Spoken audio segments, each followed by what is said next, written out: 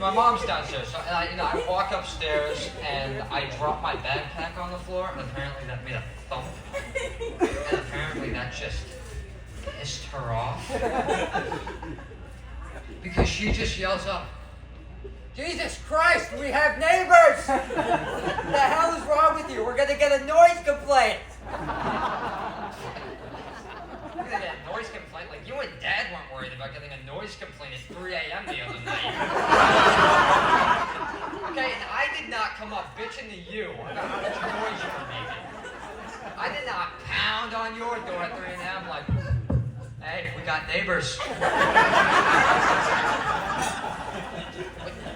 Dad, you beating Mom? Jesus Christ, what the hell's going on in there? Keep it down.